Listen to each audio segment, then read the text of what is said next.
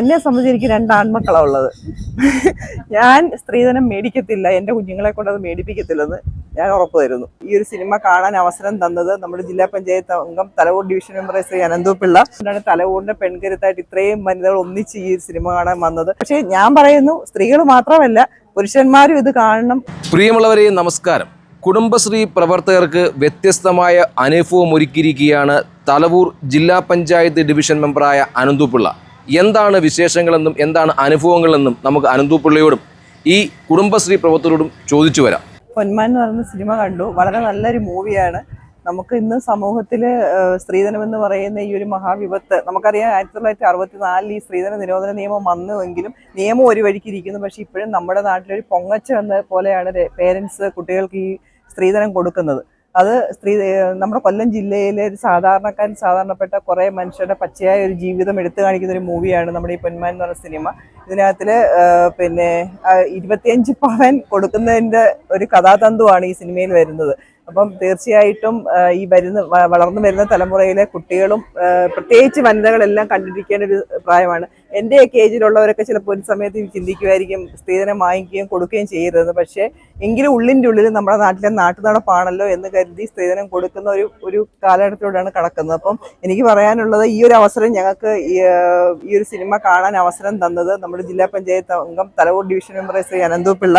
അദ്ദേഹം ഈ സിനിമ കാണുകയും എന്തുകൊണ്ട് ഈ ഒരു സാമൂഹികമായിട്ടുള്ള ഈ ഒരു മാറ്റം അനിവാര്യമാണെന്ന് ഉദ്ദേശിച്ചുകൊണ്ട് അദ്ദേഹം ഞങ്ങളോടൊക്കെ ആലോചിച്ചിട്ട് ഒരു അവസരം ഞങ്ങൾക്ക് തരും. അതുകൊണ്ടാണ് തലവൂരിന്റെ പെൺകരുത്തായിട്ട് ഇത്രയും വനിതകൾ ഒന്നിച്ച് ഈ സിനിമ കാണാൻ വന്നത്. സാധാരണക്കാരാണ് ഇത് കാണേണ്ടത്. അവരിലേക്ക് ഈ സ്ത്രീധനം എന്ന വിപത്തിനെ എന്ത് ഉദ്ദേശമാണോ ഈ സിനിമ തരുന്നത്, അത് ഞങ്ങളിപ്പോൾ ഒരു ഷോ ഇറങ്ങി എല്ലാവരും പറയുന്നത് തീർച്ചയായിട്ടും കുറേ പേരെ കൂടി ഇത് കാണിക്കാൻ അവസരം ഉണ്ടാക്കണമെന്നാണ്. ഞങ്ങളിത് പറഞ്ഞ് ബാക്കിയുള്ളവരെ കൂടെ കാണാൻ വേണ്ട ഇത് കൊടുക്കും. എല്ലാവിധ വിജയാശംസകളും ഈ ഒരു ടീം മെമ്പേഴ്സിന് കൊടുക്കും. എന്നെ സംബന്ധിച്ച് എനിക്ക് 2 ആൺമക്കളാണ് ഉള്ളത്. ഞാൻ സ്ത്രീധനം മേടിക്കത്തില്ല, എൻ്റെ കുഞ്ഞുങ്ങളെ കൊണ്ട് അത് മേടിപ്പിക്കത്തില്ലെന്ന് ഞാൻ ഉറപ്പ് തരുന്നു. അതിൽ കൂടുതലൊന്നും വേണ്ടാലും.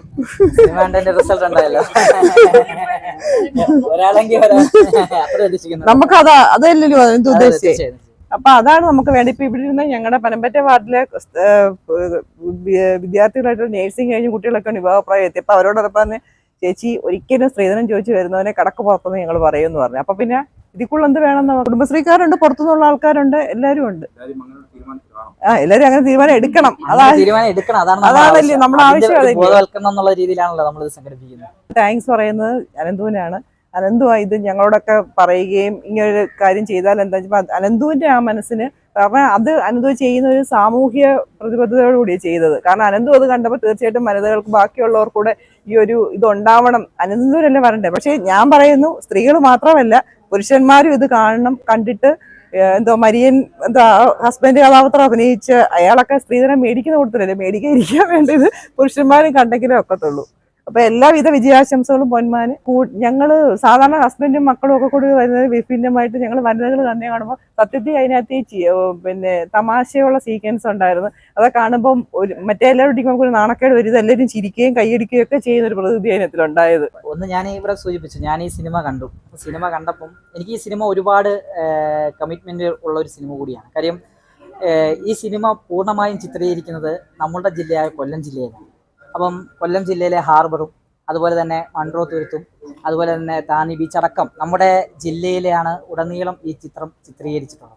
രണ്ടാമത്തെ കാര്യം, ഈ ചിത്രത്തിൽ അഭിനയിച്ചിട്ടുള്ള കുറേയധികം ആളുകൾ, എനിക്ക് വ്യക്തിപരമായി വളരെ ബന്ധമുള്ള കുറേയധികം ആളുകൾ, നമ്മളൊക്കെ സോഷ്യൽ മീഡിയയിലൂടെയൊക്കെ കണ്ടുകൊണ്ടിരിക്കുന്ന വെബ് സീരീസിൻ്റെ ഒക്കെ ഭാഗമായി കണ്ടുകൊണ്ടിരിക്കുന്ന ഒരുപാട് പുതിയ അഭിനയിക്കാൻ കഴിവുള്ള പുതിയ ആളുകൾ കടന്നു വരാറുണ്ട്. അപ്പോൾ അത്തരം ആളുകളെല്ലാം ഈ സിനിമയിൽ അഭിനയിച്ചുകൊണ്ടിരിക്കുകയാണ്. അപ്പം കൊല്ലത്തുള്ള കുറേയധികം മനുഷ്യർ ഈ സിനിമയിൽ അഭിനയിച്ചിട്ടുണ്ട്. നമ്മുടെ നാടിനെയും നല്ലതുപോലെ ഈ സിനിമയിൽ കാണിക്കുവാൻ വേണ്ടി കഴിഞ്ഞിട്ടുണ്ട്. ഒന്നാമത്തെ കാര്യം അതിനൊരു പ്രോത്സാഹനം കൊടുക്കുക എന്നുള്ളതാണ്.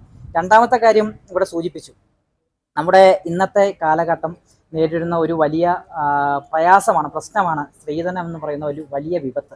തീർച്ചയായും നമുക്കറിയാം, നമ്മളെല്ലാവരും ഒരുപാട് പ്രവർത്തനങ്ങൾ അതിനെതിരായി സംഘടിപ്പിക്കുന്നുണ്ട്.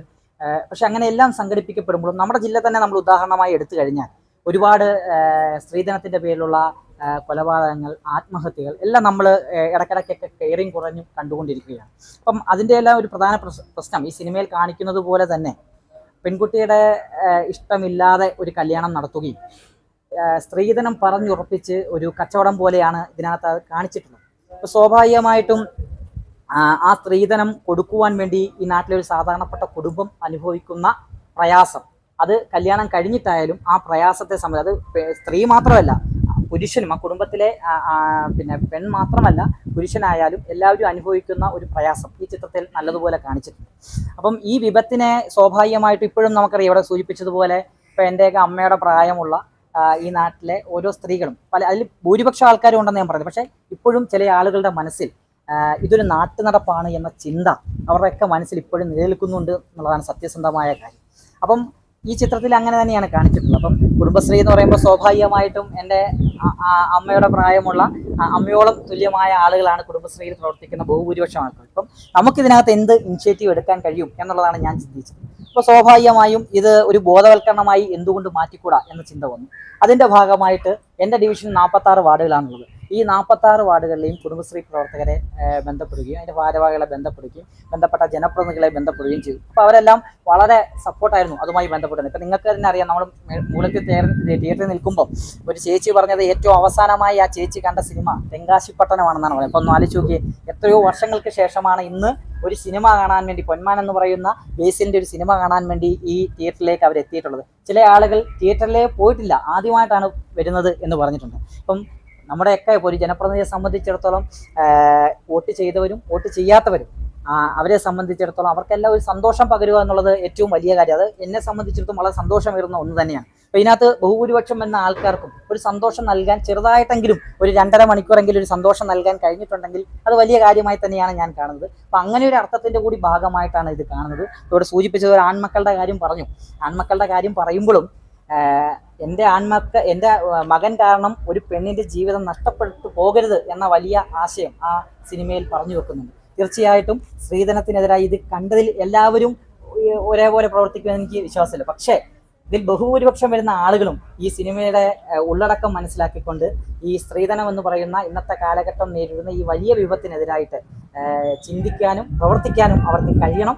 അതിനു വേണ്ടിയിട്ടാണ് ഇത്തരം ഒരു പരിപാടിയായി ഇവിടെ സംഘടിപ്പിച്ചിട്ടുള്ളത് എന്നുള്ളതാണ്. ഞാനിപ്പോൾ ഈ നിമിഷമല്ലല്ലോ സ്ത്രീധനത്തിനെതിരായി പറയുന്നത്. ഞാൻ എൻ്റെ സംഘടനാ പ്രവർത്തനങ്ങളുടെ ഭാഗമായി എത്രയോ സമരങ്ങൾ അല്ലെങ്കിൽ എത്രയോ ക്യാമ്പയിനുകൾ ഈ നാട്ടിൽ നിങ്ങളുടെയൊക്കെ കൺമുമ്പിൽ തന്നെ പത്തനാപുരത്ത് തന്നെ ഞാൻ നടത്തിയിട്ടുണ്ട്.